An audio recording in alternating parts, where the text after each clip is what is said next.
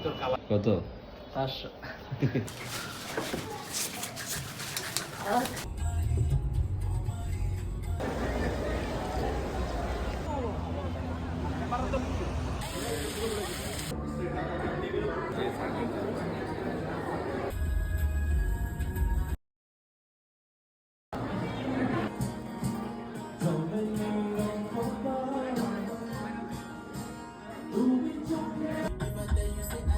Hey guys, আসসালামু আলাইকুম, my name is Dihan Daun, welcome to my another blog.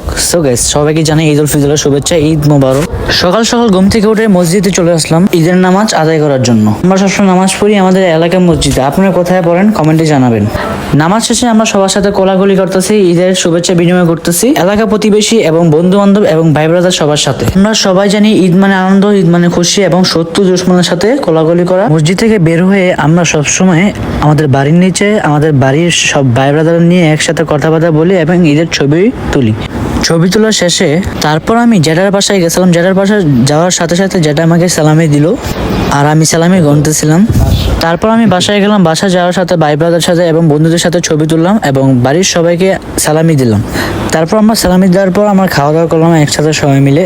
আজকে আমরা যাচ্ছি ঢাকা 5 স্টারে আন্তর্জাতিক বিমানবন্দরের সাথে ক্রাউন প্লাজা।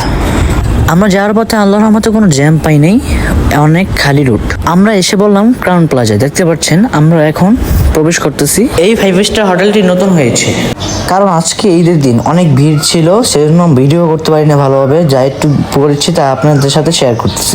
তারপর আমরা উপরে চলে গেলাম কারণ নিচে অনেক ভিড় ছিল, সেজন্য উপরে আমরা সবাই গিয়ে একসাথে বসে কথাবার্তা বলতেছিলাম, তারপর একটু এনজয় করতেছিলাম। এই ফ্লোরটি ভালোই সুন্দর ছিল মোটামুটি। তারপর আমরা উপরে গেলাম, ছাদে একবার উপরে গেলাম। তারপর যাওয়ার পর যে ভিউটা দেখতে পাচ্ছেন আপনারা অনেক সুন্দর। মোটামুটি এই 5 স্টার হোটেলের ভিতরে সবচেয়ে সুন্দর স্পেস হচ্ছে এটা। তারপর আমরা ঘুরে ফিরে সবাই আমরা নিচে এসে বললাম। নিচে আসার পর এখানে কত থাকলাম, থাকার পর আমরা একটু কথাবার্তা বললাম, বলার সাথে একটু ছবি টবি সবাই তুললাম। সব মিলে আমরা নিচে গেলাম। নিচে যাওয়ার সাথে সাথে আমরা ভাই ব্রাদার সাথে নিয়ে ছবি তুললাম। ক্রাউন প্লাজার সাথে একটি সেফস টেবিল আসলো। তারপর আমরা ওইখানে আসলাম। তারপর আমরা টুকটাক খাওয়া দাওয়া করে আমরা রওনা হয়ে গেলাম রেনেসান্সের উদ্যোগে। এটাও একটা 5 স্টার হোটেল। তারপর আমরা যেতে যেতে বৃষ্টি শুরু হয়ে গেল হালকা পাতলা। সবশেষে আমরা এসে বললাম রেনেসান্স ঢাকা 5 স্টার ভিতরে। এটা হচ্ছে অনেক সুন্দরতম একটি 5 স্টার হোটেল। তারপর আমরা ঘোরাফেরা করে আমরা এক জায়গায় বসলাম। এখানে সিঙ্গার গান গাচ্ছিল।